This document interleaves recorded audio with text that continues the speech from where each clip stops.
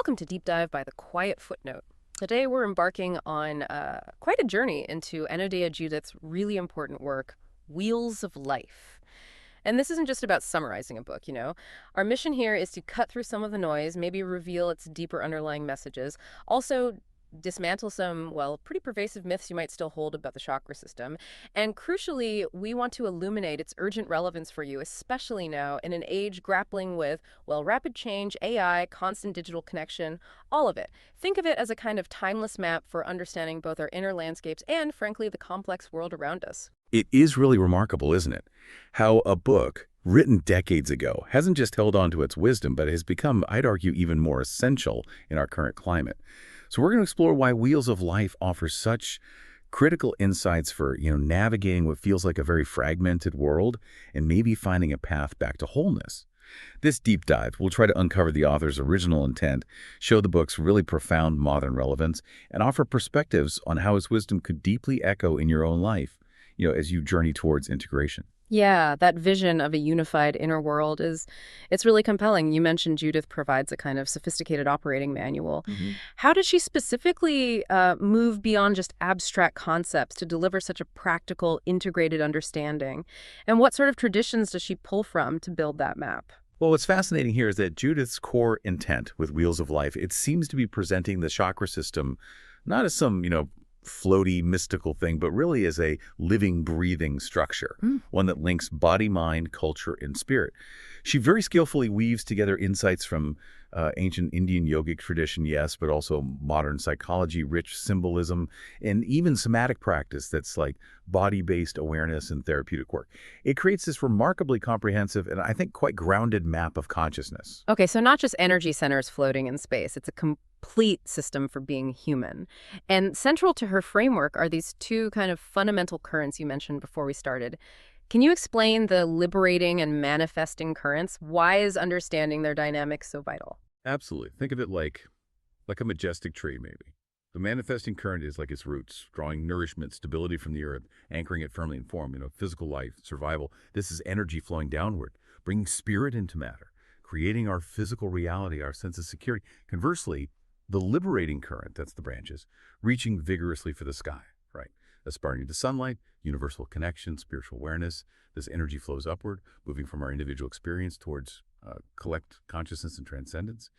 Judith profoundly shows us how we often get stuck, maybe prioritizing one over the other, or we find ourselves just oscillating wildly between them, when actually dynamic balance between rooting and reaching, it's equally vital for true wholeness and growth. That's a brilliant analogy, the tree.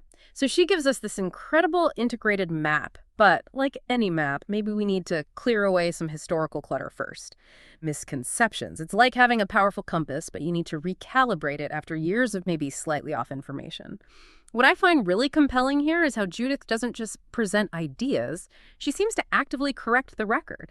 Which of these common myths do you think she tackles most powerfully? Oh, she's definitely a mythbuster. Yeah. Her clarity on these points is just crucial. One of the most pervasive ones she challenges is the idea that spirituality means escaping the body. You hear that a lot. And this notion has led so many, I think, to neglect their physical selves, chasing higher states. Judith firmly reframes this. She states, and I think this is a direct quote, "The chakra system is not about escaping the body, but embodying spirit." She insists our physical body, our grounding, our connection to earth. They aren't just the foundation, they are inherently sacred themselves. Right. And that reframing of the body feels particularly potent right now, doesn't it? Where we often see such a disconnect, or sometimes even like a disdain for our physical experience. What other sort of foundational beliefs does she challenge so directly? Well, she also boldly challenges the idea that power equals domination. That's a big one. In a world often driven by that power over mentality, Judith asserts that true power, the kind she connects to the solar plexus, is actually power too. Power to act authentically, to create, to stand in one's truth. It's about self-definition, will, not control or aggression. Then there's the pervasive myth that love is only personal or romantic. Her view of the heart chakra goes way beyond sentimentality. She emphasizes love as a structural force for integration, compassion, unity across differences. It's almost like a force for global healing, not just, individual connection. So it's not just a feeling, it's like a fundamental energy for weaving things together. That's a huge shift in perspective, really. And what about expression? I mean, many of us were taught silence is golden. Exactly. And for those of us who grew up believing that, Judith has a strong counterargument. She emphasizes that suppressing your authentic voice actually blocks the throat chakra. And that expression, whether it's truth-telling, creativity, even healthy dissent, is absolutely essential to freedom and healing. Similarly, she kind of debunks the notion that only logic is real knowledge. Judith posits that intuition, which she deeply connects to the third eye, is a form of direct perception. It's an equal, vital partner to rational thought, not something fuzzy or unreliable you just dismiss. And finally, what about that hierarchy you sometimes hear in chakra discussions, that higher is somehow better? Yeah, she tackles that directly, too. Confronts that misconception that higher chakras are better than lower ones. Hey, Judith makes it explicitly clear. Energy flows both ways. Rooting in the lower chakras is just as essential as, crowning in the higher ones. Each chakra has its unique, absolutely non-negotiable value. And importantly, she expands beyond the individual. She debunks the idea that healing is only individual. She argues that chakras operate collectively. Societal blockages often mirror individual ones, which means true, lasting healing has to be both personal and systemic. The profound insight here isn't just that these myths are wrong, but that by holding on to them, we inadvertently limit our own potential for wholeness. We keep aspects of ourselves fragmented, disempowered. Wow, so what this all means really is that Judith challenged some pretty fundamental assumptions many of us carry. She invited us to look deeper at how we approach our bodies, our power, our relationships, our very understanding of spirituality. She really asks us to rethink what it means to be a whole human being. And it's remarkable, isn't it, how a book written decades ago can feel so utterly contemporary. After debunking these myths, the enduring relevance of Wheels of Life really shines through. What makes its wisdom so critical for us right here, right now? Well, its enduring relevance, I think, comes down to a few key factors. First, in a world just brimming with superficial self-help advice, Judith offers genuine depth, real substance. She provides a veritable anatomy, you could say, to popular but often misunderstood concepts like energy healing or chakra balancing. Yeah. So people can move beyond just like picking a trendy crystal to understanding the deeper psychospiritual structure they're actually trying to shift. Yeah. And moreover, in these times of pretty intense social, emotional, political upheaval, climate crisis, identity politics, even just the sheer accelerating pace of modern life, her framework provides a crucial map, a map for both rootedness and expansion. It helps us find stability, grounding, while also seeking higher awareness and vision. That makes sense. It gives you anchors and sails in a way. But you also mentioned it can get tricky for some readers. Let's be balanced here. Where does it sometimes pose challenges? Yeah, that's a critical point. It's important to acknowledge where the book gets tricky for some, to offer that balanced perspective. For instance, some of her associations do reflect Western New Age translations of these ideas, and that can sometimes lead to a kind of cultural flattening, maybe losing some of the original nuance and specific cultural context from the ancient traditions where these systems originated. Also, while Judith gestures towards scientific ideas, many people find a tension, between what parts are metaphor or energetic experience and what is empirically measurable. That's a fair point. And of course, the very concept of chakras can be polarizing. Some see them as spiritual and quite literal, others as powerful metaphors for psychological states, and still others maybe as theological constructs. And this raises an important question for you, the listener. How do we engage with spiritual or energetic maps like this? Maps that might not align perfectly with every single scientific or cultural expectation, but still offer profound insights for our lived experience, for our personal growth. It's maybe about finding resonance in utility, rather than demanding some kind of perfect scientific blueprint for everything. Right. Finding resonance and utility. That's a crucial distinction. Okay, so let's fast forward to today. Let's imagine Anodea Judith released an updated edition of Wheels of Life in, say, 2025. What would she say? How does this framework speak to you right now in this age of AI, climate crisis, digital overload? Oh, absolutely. If she were updating it today, she would definitely integrate her framework directly into our current global challenges, no doubt. For the root chakra, for instance, she'd connect it straight to climate anxiety, global displacement, food insecurity, and that urgent need for ecological belonging. Grounding wouldn't just be personal stability. It would be a conscious, collective reconnection to Earth as our shared sacred home.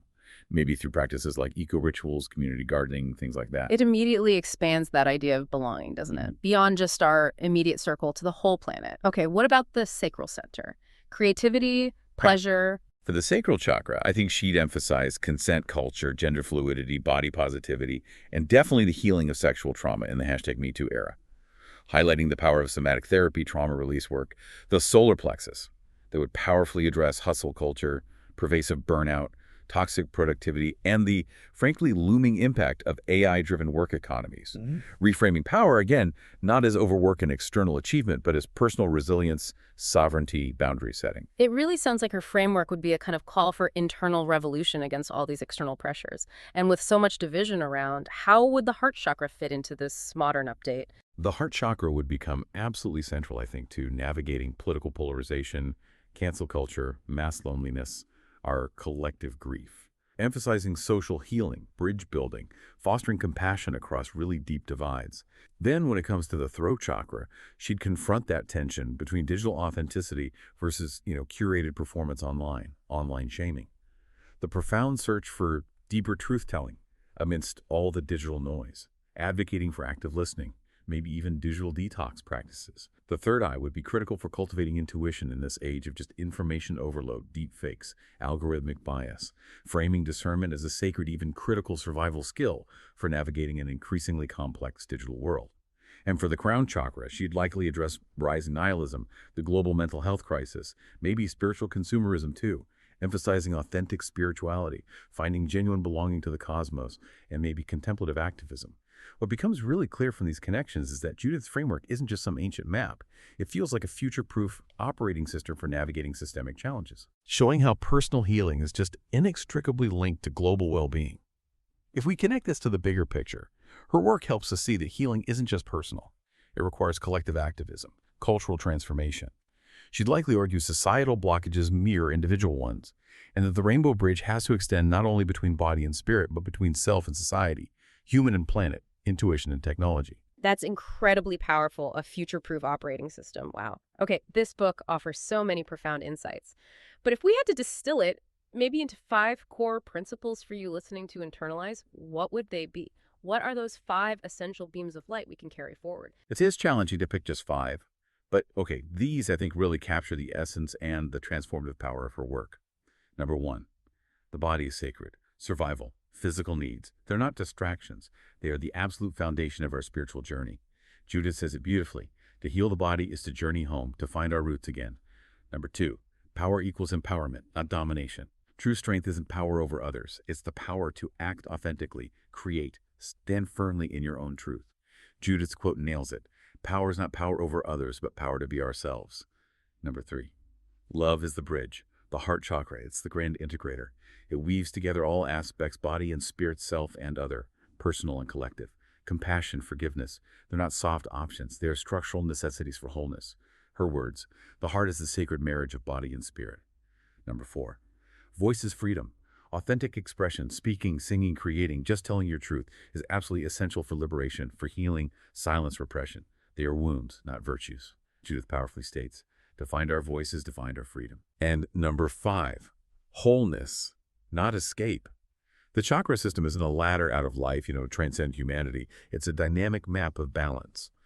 Energy flows upward and downward into full embodiment. The ultimate work is integration, not just transcendence. As she concludes, the chakra system is not about escaping the body, but embodying spirit. So if we had to boil this down into one sharp sentence, maybe.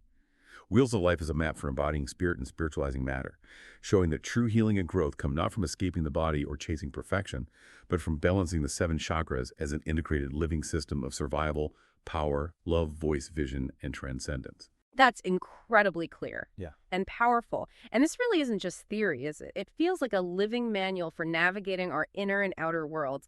So how can you, our listener, actually put these powerful ideas into practice? Like today, right now, what are some modern, actionable ways to engage with each of these energy centers? Absolutely. Judith offers really practical ways for the root chakra to feel safe, grounded. You could try walking barefoot on grass, maybe cooking a meal slowly, mindfully, or practice that 5-4-3-2-1 grounding exercise. Notice 5 things you see, 4 you touch, 3 you hear, 2 you smell, 1 you taste. A powerful mantra for this could be, I am safe. I belong here. To honor pleasure and creativity through the sacral chakra, maybe dance to one favorite song daily, just for the joy of it. Journal about your desires without censoring. Or create something just for play, no attachment to outcome. Your mantra here. I honor the river of feeling within me. To cultivate power and authentic will in your solar plexus, practice saying no without apology to something that doesn't serve you. Set one tiny micro goal daily and commit to it. Or maybe engage in some core strengthening exercises. Your mantra. I have the power to act. For the heart chakra, fostering compassion integration, try a short, maybe 5-minute loving-kindness meditation. Forgive yourself out loud for one small thing, or write a gratitude list focusing on connections. Your mantra: I live in love, and love lives in me. To express your truth through the throat chakra, maybe write an unsent letter to someone or something that needs to hear your truth. Hum or chant freely in the shower. Even record yourself speaking your truth and just listen back. Your mantra: my voice is my freedom. For the third eye, enhancing intuition, clarity. Keep a dream journal by your bed. Do a quick 2-minute daily intuition check-in before making small choices, or practice simple visualization. Your mantra: I trust my inner vision. And for the crown chakra, finding connection, meaning meditate in silence for 10 minutes. Stargaze without an agenda. Read poetry or scripture slowly, just letting the words resonate. Your mantra: I am connected to all that is. And maybe an integration tip: consider a weekly chakra check-in. Which one feels alive? Which feels a bit blocked or undernourished? Pick one practice for the week to focus on. You can even use the chakra map as a kind of life dashboard. If you're anxious about money, look at your root. Feeling silenced, explore your throat. Cynical or isolated, turn to your heart. Remember, the goal is always balance and flow, not some unattainable perfection. Now, as for who benefits most from engaging with this book, typically it's seekers bridging science and spirituality, maybe healers, therapists needing an integrative framework, creatives looking to unblock expression, anyone on a healing journey from trauma or burnout. However, strict rationalists, maybe religious traditionalists, or people looking for a quick fix might find it challenging. The book does require an openness to metaphorical language, a commitment to deep, ongoing self-inquiry. And for trauma survivors, yeah, some sections delving into core wounds might be best approached with therapeutic support. It's just an honest guide for you, the listener, to assess your own fit and approach. Ultimately, though, the sort of unheard message beneath Judith's profound words: it isn't just about balancing chakras in some prescriptive way. It feels more like a quiet rebellion, reclaiming wholeness itself as an act of profound freedom. It's the understanding that the true work isn't about transcending humanity, but embodying it fully, to root, feel, create, empower, love, express, see. And remember that Spirit has always been here, wanting to live through you in every vibrant hue of your own personal rainbow. That's a profoundly beautiful and, yeah, empowering way to frame it. So the question for you listening is, where in your life might a deeper look at these wheels bring more flow, more balance, more authentic expression? What aspect of your spirit is asking to be more fully embodied right now? Thank you for joining us on this deep dive into Anodea Judith's Wheels of Life. We truly hope you found some invaluable maps for your own soul geography.